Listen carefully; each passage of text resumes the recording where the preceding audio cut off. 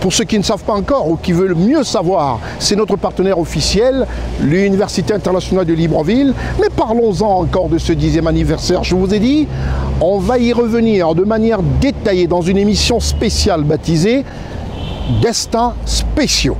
Quand on voit que cette initiative a été d'un enfant, d'un jeune Gabonais qui voulait quelque chose pour ses compatriotes gabonais, qui ne voulait plus cet exode en Europe pour aller étudier et qui a insisté auprès de sa maman. On parlera de tout cela dans cette émission Destins spéciaux. Mais avant, je vous parle quand même un tout petit peu de ce qui s'est passé les 21 et 22 mars à Libreville. Les 21 et 22 mars à Libreville, la petite ville d'Essassa, au PK23, dans le Grand Libreville, a abrité le 10e anniversaire de l'UIL. Ces 2 jours ont été un moment de grande surprise agréable pour les parents gabonais et africains de voir ô combien un confort exceptionnel et une cohorte de professeurs dispensent des cours aux enfants du Gabon et d'Afrique, qui n'ont rien envié aux universités occidentales.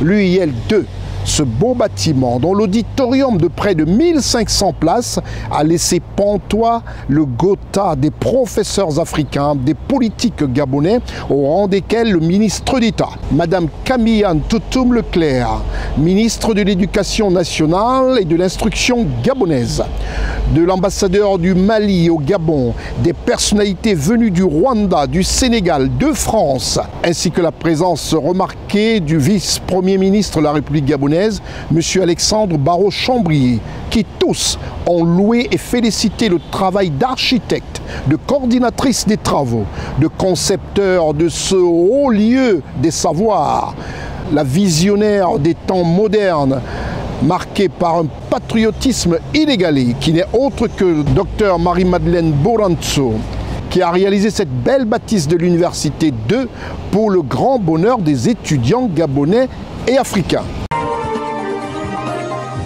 Voilà ce qu'on aimerait revoir sur tous nos cieux d'Afrique, de voir ceux qui parmi nous ont les moyens, leurs propres moyens, de mettre comme ça, comme le docteur Marie-Madeleine Boranzo le fait au Gabon. Regardez sur 80 hectares cette belle bâtisse.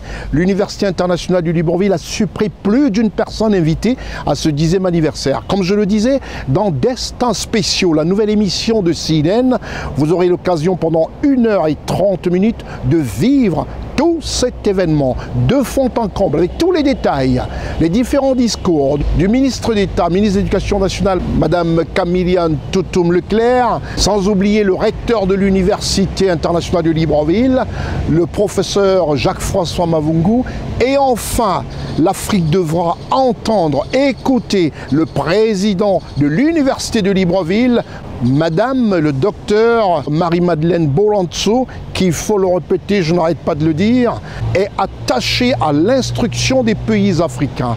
Elle donne la rhétorique à ceux qui disent, pour affaiblir une nation, il faut enlever à cette nation l'instruction. Elle est contre et a décidé de tout investir pour l'instruction des Gabonais en particulier et de toute la jeunesse africaine. Tout est à son honneur. Vous la retrouverez dans cette émission spéciale Destins spéciaux qui sera diffusée dans les prochains jours sur CNN. Restez des nôtres.